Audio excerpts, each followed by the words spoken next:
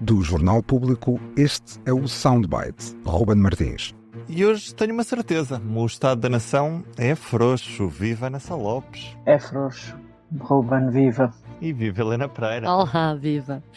Tivemos muito tempo para discutir uma adjetivação neste debate do Estado da Nação, nesta quinta-feira. Ana Sá Lopes, eu pergunto-te, já agora, ainda antes de perguntar, vamos ouvir esse momento na Assembleia da República. Tenho vergonha da intervenção que o Sr. Presidente acabou de proferir e a forma como se tratou este plenário, porque mostra uma dualidade de critério na forma como repudia comentários perfeitamente aceitáveis proferidos por um deputado desta Câmara e não tem coragem, Sr. Presidente, perante a extrema-direita que estraga o debate parlamentar cotidianamente, de defender a Câmara e defender o deputado. Foi um dia de alguns anúncios, os pensionistas vão receber um suplemento em setembro, calha mesmo bem para as autárquicas, não é verdade? O IRC vai baixar. Apesar de tudo, o debate acaba por ficar marcado ali, mais uma vez, por uma falta de controlo daquilo que é a decência do debate parlamentar, com mais críticas à postura do Presidente da Assembleia da República, José Pedro Aguiar Branco, Ana Sá Lopes. Sim, isto foi mais uma a somar às múltiplas infelicidades de José Pedro Aguiar Branco. Não faz sentido absolutamente nenhum. Ele devia estar distraído. Isto é, a versão benévola é José Pedro Aguiar Branco estava tão distraído que não ouviu André Ventura dizer que Carneiro era mais frouxo que Pedro Nuno Santos. Não ouviu. Estava distraído, mas pronto, eu já ouvi muito pior na Assembleia da República há muitos anos, mas quando chama a atenção, quando Carneiro se limita a dizer fanfarrão, se a palavra fanfarrão não pode entrar no debate político e podem entrar todas as aleivosias que o Chega tem feito e que o José Pedro Aguiar Branco acha muito bem e acha que é a liberdade de expressão, está tudo o mundo ao contrário. Está tudo chalado, é para usar uma expressão antiga que significa maluco, mas está tudo. E é uma coisa que eu percebo e acho que o que disse Pedro, o antigo líder parlamentar, interino, Pedro Delgado Alves, de que já não tinha confiança no Presidente da Assembleia da República, eu percebo perfeitamente, porque obviamente que até é uma pessoa bastante fria. Viu-se que teve um ataque mesmo de fúria, porque é quase chocante, é tão anedótico, é quase chocante como é que José Pedro Aguiar Branco chama a atenção por dizer fanfarrão. Fanfarrão não é um insulto, não é, vá ao dicionário. E depois Edith Estrela teve muita graça, porque fez esta pergunta a José Pedro Aguiar Branco, disse-lhe, olha, desculpe, sabe o significado de fanfarrão? Podia dizer que fanfarrão não é nenhum insulto em lado nenhum. E José Pedro Aguiar Branco disse que não respondia, que tinha todo o direito a não responder. Fez uma figura tristíssima. Foi uma figura, acho que José Pedro Aguiar Branco, de facto, é capaz de... Nós julgamos sempre que já vimos o pior, não é?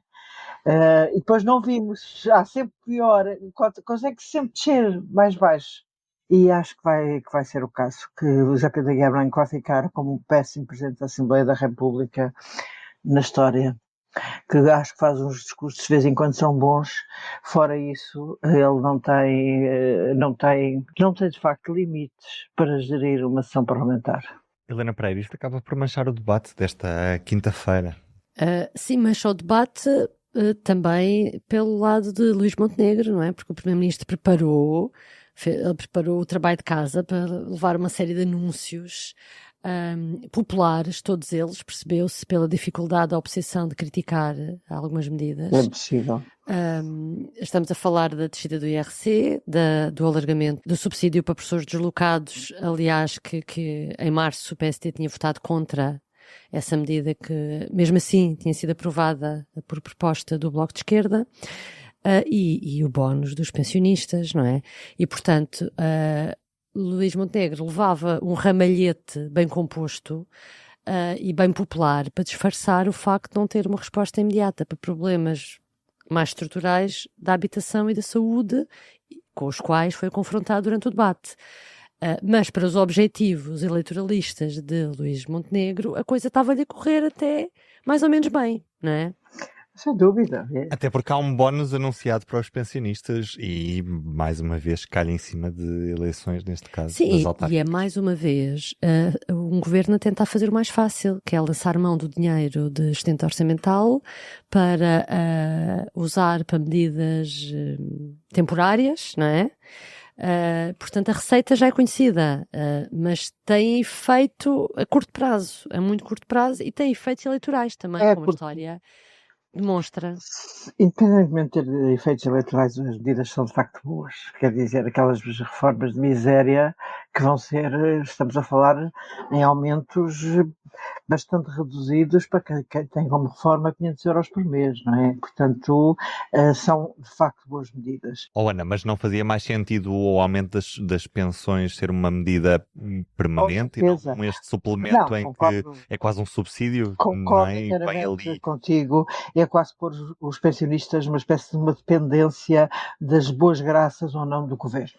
Isso está errado nesse ponto, obviamente. Preferia que fosse permanente. Agora, obviamente que é uma medida que vai dar.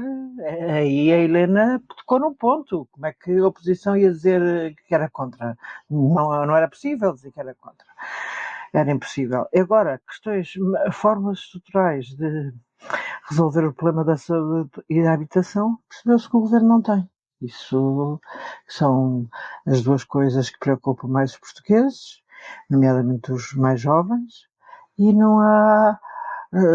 O governo é mais fácil resolver a imigração e fazer esta lei, enfim, que teve lá sob discussão se o não é não ainda era não é não, só era assim é assim, ou lá o que era, mas o governo conta encontrar popularidade e tentar travar o Chega através das leis de imigração, que não têm qualquer urgência, porque não tem soluções para a saúde e a habitação. Isso, sinceramente, não tem soluções. Hoje foi o anúncio de que afinal vai haver ambulâncias à porta das urgências obstétricas fechadas para as pessoas, para as mulheres grávidas que chegam lá e batem com o nariz da porta, poderem ir rapidamente ser atendidas noutro sítio. Isso não podia ter Foi o anúncio de hoje. Não podia ter sido E o decidido outro, há mais tempo. sim, e na habitação, a única coisa que Luís Montenegro fez foi dizer que tem uma ambição maior que o anterior governo, porque o anterior governo tinha 26 mil casas prometidas e ele vai prometer 59 mil, mas o país também já sabe o que é que são as metas e o que é a ambição, Se for como o anterior governo, acontece. se for como o anterior governo, Exatamente. Exatamente. acabamos muito mal, não é? Porque a pior herança, do PS, que tem algumas más heranças, mas a pior de todas é a habitação. E é não ter feito absolutamente nada para contrariar, enfim, pelo menos em Lisboa e Porto. Neste momento, esta situação já não é Lisboa e Porto. Esta situação está no país todo. Está no país todo, está no litoral todo. E às vezes certas cidades menos próximas do litoral, mas próximas. É um ótimo exemplo. Mesmo Bragança, Guarda, todas elas já começam a ter problemas. Já começam a ter problemas, portanto não há um cidadão que consiga ter uma casa ou tenha salário para poder pagar uma casa neste país. Olha, só mais uma coisa que eu fiquei com essa ideia, não sei o que é que vocês acham, mas a parte do discurso de Luís Montenegro sobre o Chega, apesar de isto acontecer no dia em que realmente o Presidente promulga a lei da imigração e que é uma lei feita à medida do Chega, fiquei com a sensação de que mesmo assim Luís Montenegro conseguiu ter um discurso, no plano do discurso, uma posição muito equilibrada relativamente ao Chega. Ou seja, não humilhou o PS, e também não foi atrás do discurso do Chega e tentou manter alguma distância, por assim dizer.